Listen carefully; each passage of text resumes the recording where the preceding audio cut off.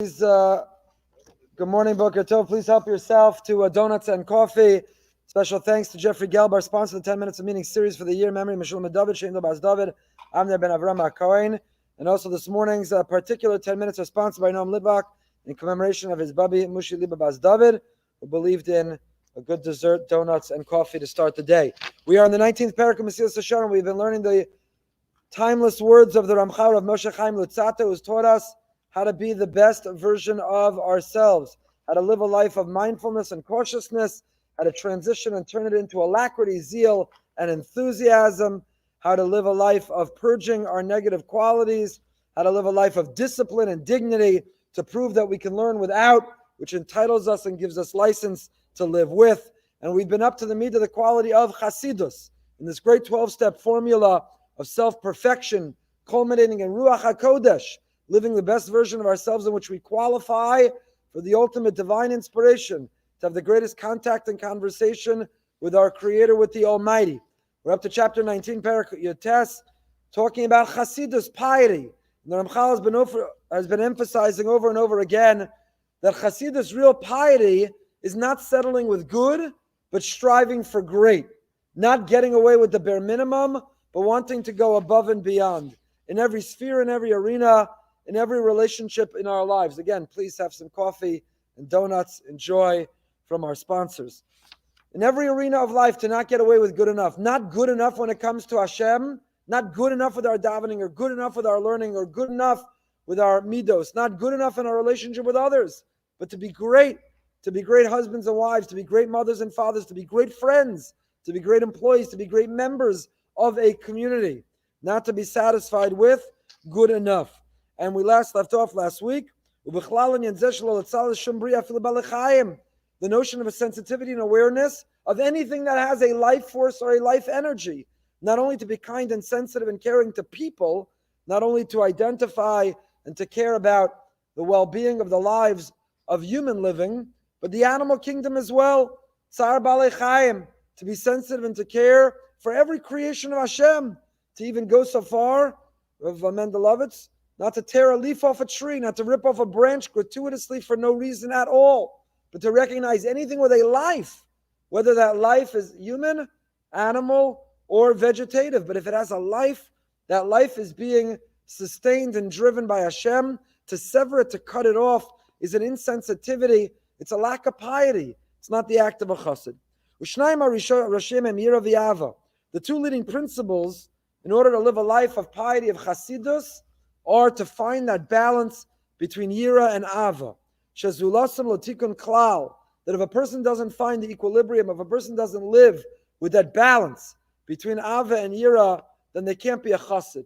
If you're a Chasid but you don't have any awe of God, you're a Chasid who's not impressed, inspired, in awe.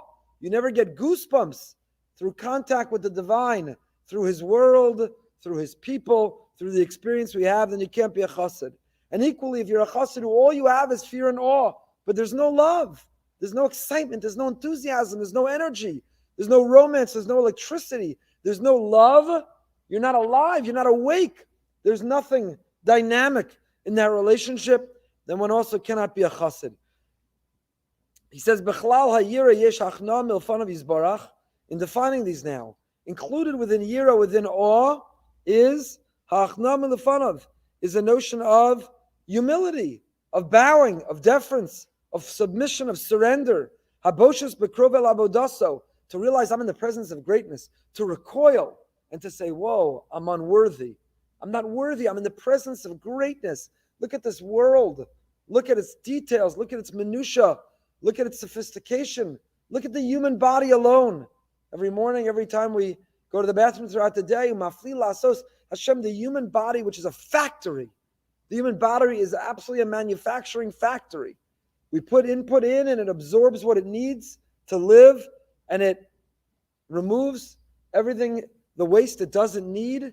It's brilliantly constructed and designed. The human being, every human being, let alone when you think about the distance of the stars or the size of the sun or the galaxies, the billions that are out there, one should recoil with a sense of submission, surrender, a sense of awe, a sense of humility. I think I'm all that. I think I understand anything. I think I'm in charge or control of anything in my life, I don't know anything. I can't predict or anticipate. I can't control anything.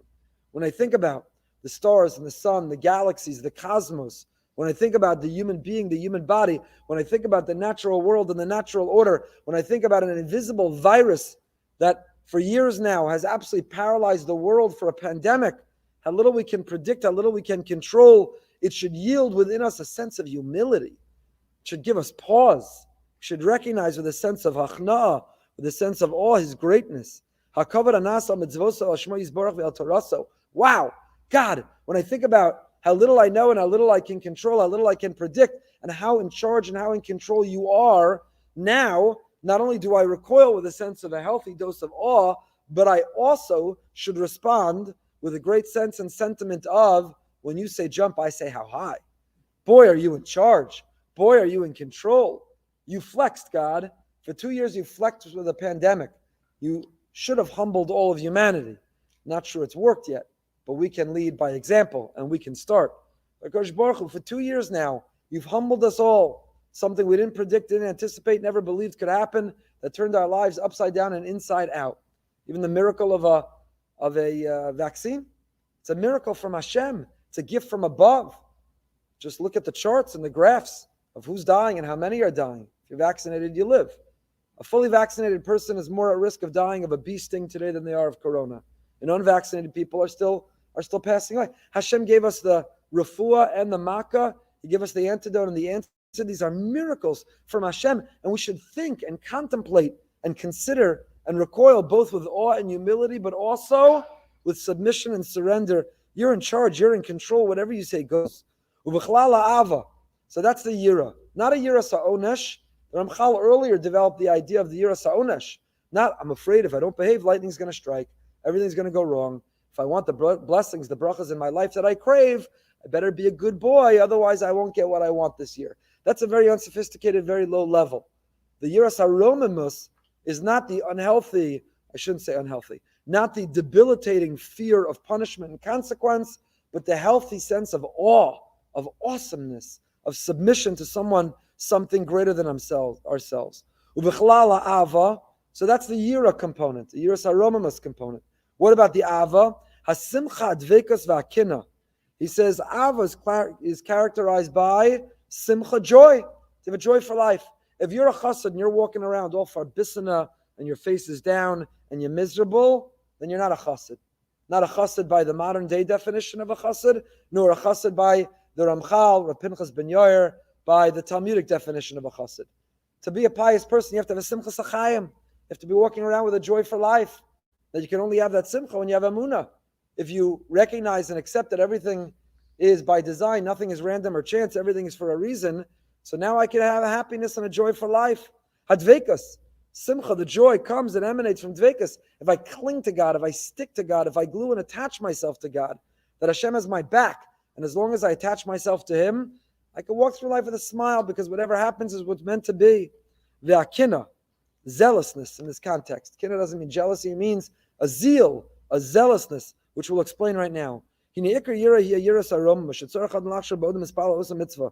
K'fnei melech malchei amloch mispal osa ma'isa hu, u'mashehizir atamek shat mispal dof nemiata omed. So now we're going to define further, unpack further yira and ava. So yira, as we said from the Ramchal here by the 19th chapter, is a yiras haromamus. Oh, Hashem, you're awesome.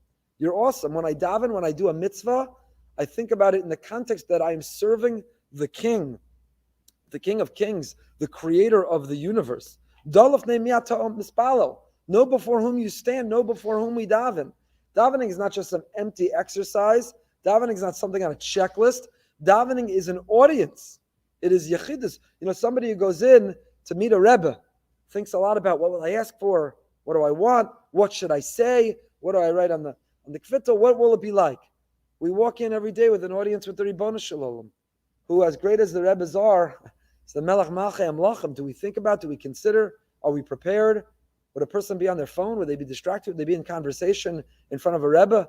If a person were in the Oval Office, a person were meeting with a Prime Minister or President, would they be distracted? Would they have not have put thought into what they're going to say or how they'll take advantage of that moment? And yet we walk into davening so casually, so comfortably. Of course, the answer is because we do it every day, multiple times a day, so it's taken for granted and it feels casual.